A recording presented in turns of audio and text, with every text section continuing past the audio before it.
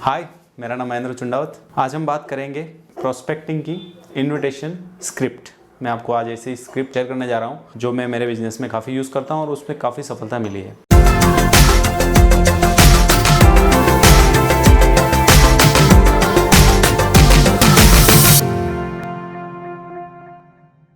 तो आज शुरू करते हैं कि हमारी नेटवर्क मार्केटिंग में जब हमारे MLM इंडस्ट्रीज़ में सबसे मेन क्या है, हमें लोगों को इनवाइट करना। हम जब नए इसमें आते हैं और बहुत बार ये भी होता है, काफ़ी टाइम हो गया होता है हमें इस नेटवर्क मार्केटिंग में, लेकिन हमें एक प्रॉपर स्क्रिप्ट नहीं बता रहती। तो मैं आपके साथ शेयर करना चाहता हूँ कि हमारी स्क्रिप्ट कैसी होनी चाहिए, क्योंकि आप जितना आपकी स्क्रिप्ट अच्छी होगी, आपकी इन्विटेशन स्टाइल अच्छी होगी, आपकी इन्विटेशन देने का तरीका सही होगा, तो बहुत जने आपसे प्रेजेंटेशन सुनने के लिए आएंगे। तो ये स्क्रिप्ट का मेरा एक ही फोकस है कि ज़्यादा से ज़्यादा लोग आपके पास आपका जो MLM, जो आपका नेटवर्क मार्केटिंग जो प्रेजेंटेशन है वो देखने के लिए आए। तो हम इसके ऊपर बात करते हैं। तो उसमें कुछ एलिमेंट है, वो हमें एक फॉर्मेट के हिसाब से चलना है कि उस स्क्रिप्ट में क्या एलिमेंट आने चाहिए, क्या चीज़ें उसमें होनी चाहिए। तो सबसे पहला एक जो मैं पहले नंबर पर रखता हूँ कि आपको बहुत ज़्यादा उतावल रखनी है। जब भी आप किसी को फ़ोन पे या फिर सामने पे बता रहे हैं तो एक चीज़ दिमाग में रख लेनी है कि आपको ज़्यादा से ज़्यादा 1 मिनट तक आपको अपनी वो इन्विटेशन देनी है। 1 मिनट से ज़्यादा बिल्कुल भी नहीं। बहुत बार क्या होता है कि हम आधा एक घंटे तक उसको बताते रहते हैं, तो ये नहीं करना है। तो पहला है कि आपको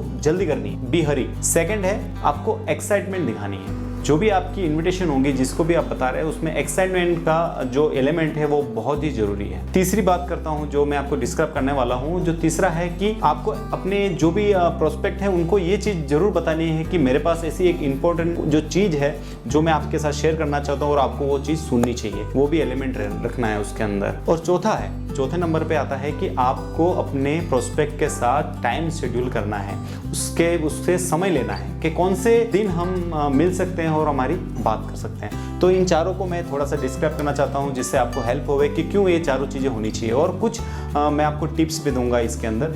तो सबसे पहले कि उतावल क्यों करनी है हमें। हम जब भी प्रोस्पेक्टिंग करते हैं, हम जब इनवाइट करते हैं किसी को, फ़ोन के ऊपर भी इनवाइट कर रहे हैं, है ना, तो आप इन दोनों इनविटेशन को आप दोनों तरीके से ले सकते हैं। आप जैसे मैं बता रहा हूँ कि आप फ़ोन के ऊपर हैं, आप किसी से बात कर रहे हैं, जैसे आपने कॉल लगाया तो आपको उतावल करनी है। उतावल क्या करनी है, जैसे हम उतावल से बात करते हैं सामने वाले से, तो सामने वाले पे एक मैसेज जाता है कि यार इसके पास टाइम नहीं है, इसका मतलब ये बहुत कुछ अच्छा काम कर रहा है, ये बिजी है। हम भी जानते हैं, हम बिजी लोगों से ज़्यादा जुड़ने की कोशिश करते हैं। तो जब भी आप उतावल बताएंगे सामने वाले से बात करने में, तो कहीं ना कहीं उसके पास एक अच्छा पॉजिटिव मैसेज जाएगा, वो सोचेगा कि नहीं आप बहुत बिजी हैं। उतावल इसलिए भी कि जब हम हमारे प्रोस्पेक्ट को कुछ चीज़ें बता रहे हैं तो उसमें जो भी हमारी कमांड है, हमारी बात करने की जो कमांड है, हमारा जो कन्वर्सेशन चल रहा है, उसकी कमांड आपके हाथ में होनी चाहिए। बहुत बार ये हो जाता है कि हम जो भी कुछ बता रहे होते हैं सामने वाले को, हम कुछ बता रहे हैं हमारी कंपनी के बारे में या जो भी हमको इन्विटेशन दे रहे हैं, तो क्या होता है कि वो पूछ लेता है इसमें क्या है। तो आपको एक चीज ध्यान रखना है, उसके हाथ में आपकी जो कन्वर्सेशन है उसकी डोर नहीं जानी चाहिए, डोर हमेशा आपके हाथ में रहना चाहिए। तो उसके लिए भी आपको बहुत उतावल करना जरूरी है।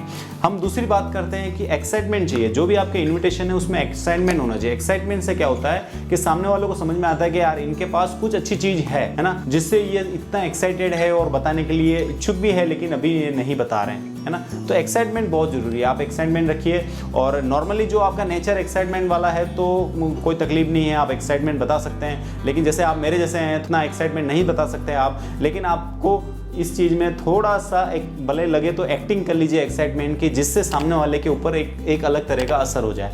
जो तीसरा पॉइंट है, हमें उसको दिखाना है कि हमारे पास ऐसी एक इम्पोर्टेंट चीज़ है जो मैं उसके साथ हम अभी शेयर नहीं कर सकते, लेकिन जो चौथे पॉइंट में मैं तीसरा और चौथे पॉइंट को साथ में रख रहा हूँ कि इम्पोर्टेंट चीज़ के बारे में उसको थोड़ा सा एक छोटा सा साइन देना है कि हाँ इस चीज़ से हमारी लाइफ चेंज हो सकती है, लेकिन अभी मेरे पास टाइम नहीं है।